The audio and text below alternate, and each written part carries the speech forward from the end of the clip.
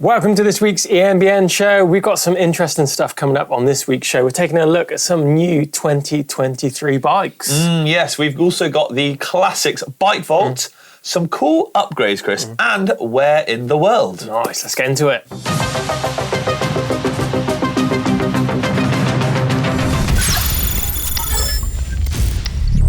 Hey, Chris, guess what? 2023 is creeping around and bikes are popping up already, even though we're months away from it. I know, it's crazy. I know, mate. And there are some exciting looking bikes. Take us away. What have we got first up on the list? Well, first up, one of the bikes that caught my eye is this new bike from the German brand Rotwild. I don't know how you pronounce it. Rotwild. But I'm sure if you're German, it's probably like Rotwild, yeah. So this is the new R.X735. Now, this bike might look fairly familiar because it's the same platform as their 375 bike, which is their lightweight bike with a 375 watt-hour battery. But this one now has a 720 watt-hour battery in it, meaning it's got that range to go a little bit further than that smaller battery model.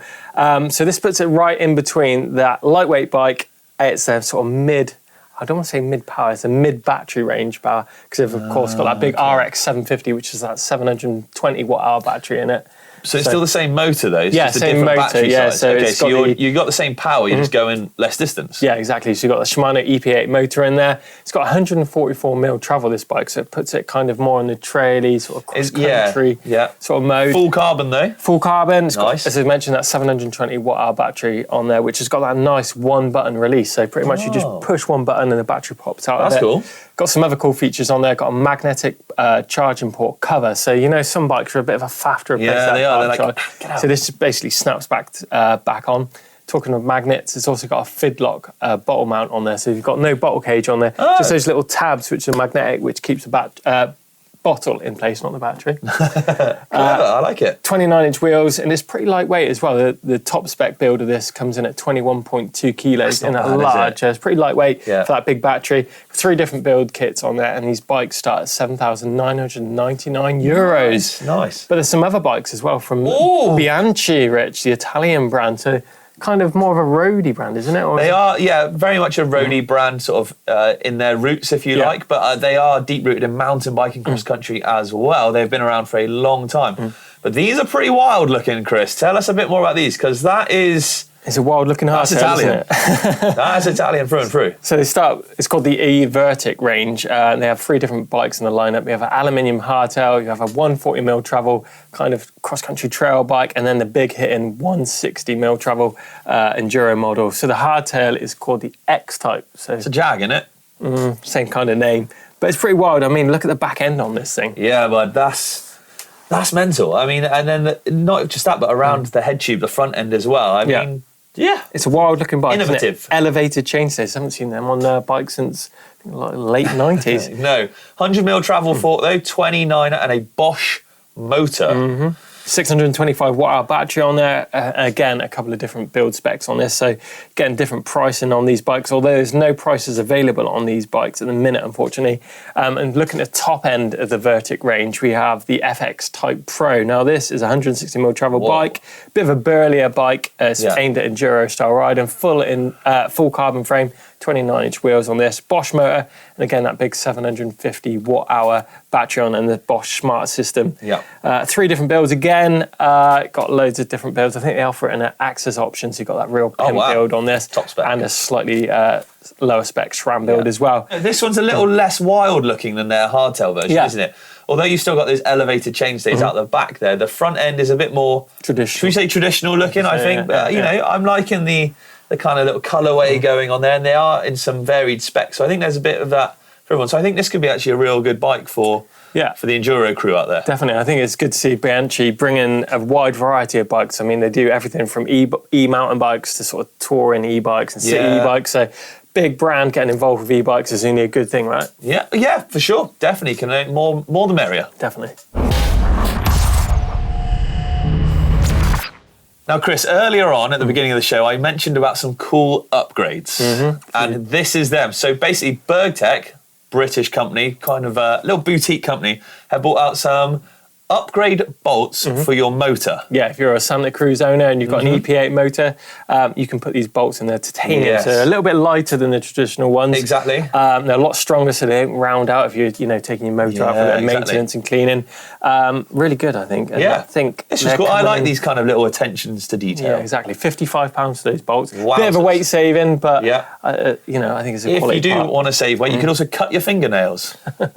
Might save that same weight, possibly. But something else that does look really bling are these new cranks from 5Dev. Now, 5Dev are based out of California. There's some guys who do some crazy work. I think they're involved in like space stations and things like that. So there's some crazy CNC machines. And they've added a couple of cool e-bike cranks to the lineup. So you've got two different options. One crank for the Shimano EP8 motor, and you have another crank for Bosch, for Zua, and the Brose crank. So for like specialized. So they've got you covered then? Yeah, definitely. Wow. Space grade aluminium on these, got this cooled machine sections on there. Different I like these a lot. Different lengths, 160 and 165 mil as well, so you get that good ground clearance. Weight only 440 grams, so lightweight. Yeah, and badass colours. Badass colours as well. Yes. And these cost $399 for these cranks, so definitely worth a look if you're into swapping out your e-bike cranks. I like those. Those look pretty cool. Pimp.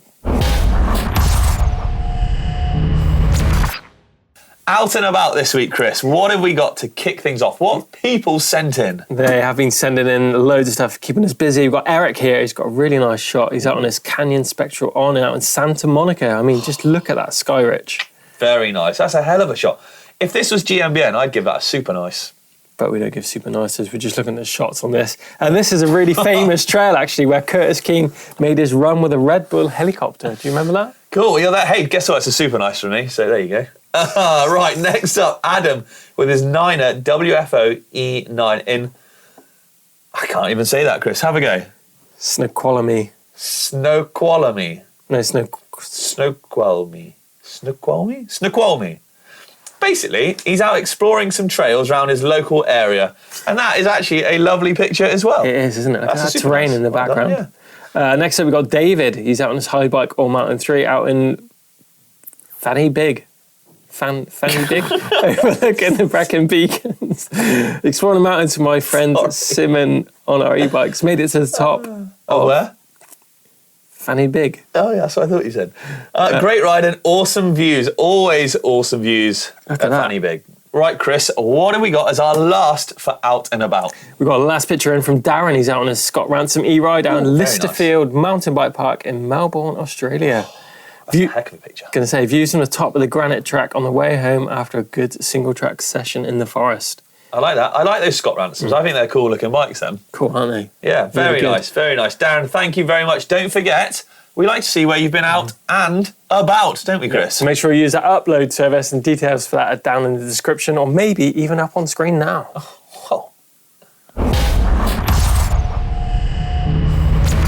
Now, a great way of supporting us here on EMBN is by getting into the merch shop and checking out all the latest new kit. And we have got some great new kit on the way. We've got 3 new riding jerseys on the way. 3? Some cool colours as well. So no really way. Get you noticed out there. And we've got loads of kit in there, from tech stuff to casual stuff. So you can even look as cool as... Yeah, well, not quite you. No, I'm going to have to go over there and just swap out my GMBN to some EMBN thing. Yeah, nice. Yeah, head on over, everybody. It's well worth a look. Chris, I hear there is one standalone, must-watch, all-time amazing video that you have done this week. All about looking after your battery and the basic battery care that you can do to make sure that battery is living its happiest life. Oh, YOLO. Nice. So that was coming out on Friday, so stick around for that one. Right, it's time for Climb of the Week, but with a little bit of a difference. We've got Send of the Week here, and we've got some great entries in from Ming here, absolutely sending it on this step down. Says after, first time sending it after thinking about it for 3 years. Nice. Good on you, mate. Good to see you sending it there on the Levo.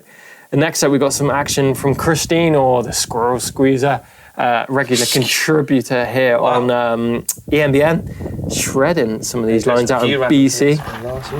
Yeah, so Squirrel look Squeezer. at these videos as well, sending it down some of those steeps, loosely guiding her way down, lovely. Very nice. And you've got friends out there on the Norco East side as well, getting them miles in, and look at that backdrop. I'd be killed to be riding out there, look at that.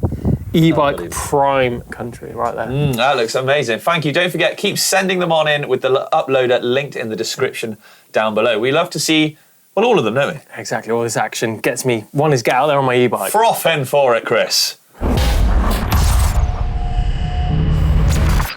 Right, it's that time of the show where we get to look at all your comments from all the recent videos. And recently, Steve did a video taking a look at, do gearbox e-bikes actually work? Wow. We've got some good feedback from this. Right, yes, we do. We have the older first comment is from Christoph Gertner. I reckon he'd be from down my way, you know. Sounds like it with I've seen him Gertner. down Wells Market and that. Anyway, he says, I think there's really no reason why we should still have derailleurs on e-mountain bikes.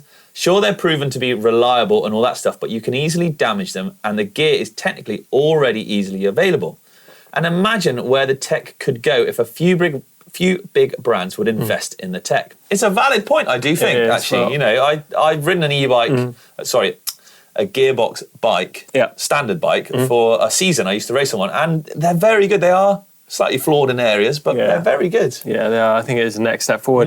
Right, next comment is in from Bike Adventures. It says, I am still waiting for gearboxes to become mainstream. Seems to take a lot longer than I first thought, despite all the cool tech at Eurobike and the festivals. Yeah. I think some of those big brands are definitely working on it behind the scenes. 100%. Shimano with that EP6 motor, you know, it's a step in the right direction, automatic shifting, and I think those guys, and SRAM possibly. They're all working on it. I think it's just a very complex piece of equipment that takes a long time to get perfect. Yeah, definitely. And these big guys, they don't release anything until they have got it absolutely perfect. Dialed, but I reckon it's there. Yeah, I reckon. Right, next up, Vaughan Boyce.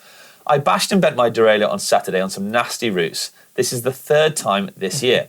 The sooner the motor gearbox combo comes, the better. I'd be amazed if the big players haven't already developed one yet and going through the R&D at the moment. Well, following on from kind of what we just said, actually, then, I think you're absolutely right. I think the big guns are working on it, and it'll be, sooner the better. Yeah, definitely. Love to hear what you guys think about every single video. Don't forget to get involved in the comments box down below every single video. We get in there and read them and obviously react to them. It could feature on the show too. Right, it is bike vault time to see whether you guys and girls are going to get a nice or a super nice. Right, Nick. Hold on. For this, I want my horn on, and I want you to give it a squeeze. Right, let's get it. Squeeze me. Oh, magical. Let's get into it then. Chris has got his Mondraker Chaser out in Grisdale Forest. He's out with his friends. It's cool, isn't it? It is. Pedals aren't quite flat. It's a little bit lost in that long grass. I like it. That is a nice bike. Yeah, definitely a nice shot.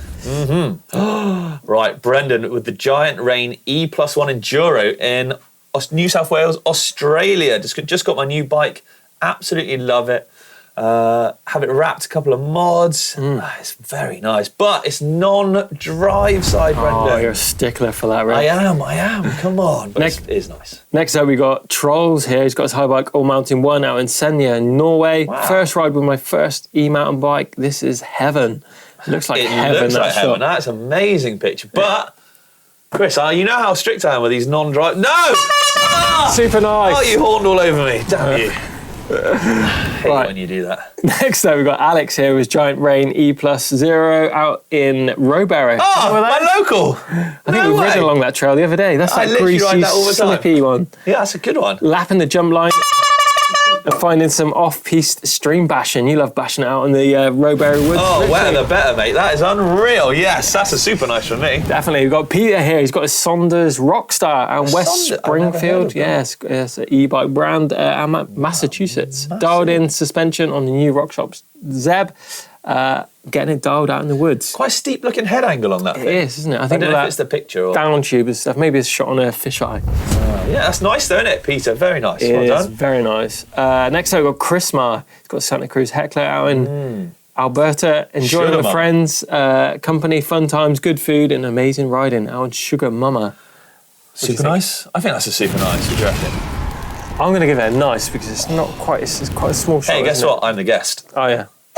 Oh, you're giving it a super nice? Yeah, I quite like that. I think they're good bikes. Yeah, nice You're bikes. a meanie. Next up, we've got a bit of, from Wales, got his Focus Jam Square and Rocky Mountain Altitude out in above Hidden Vale.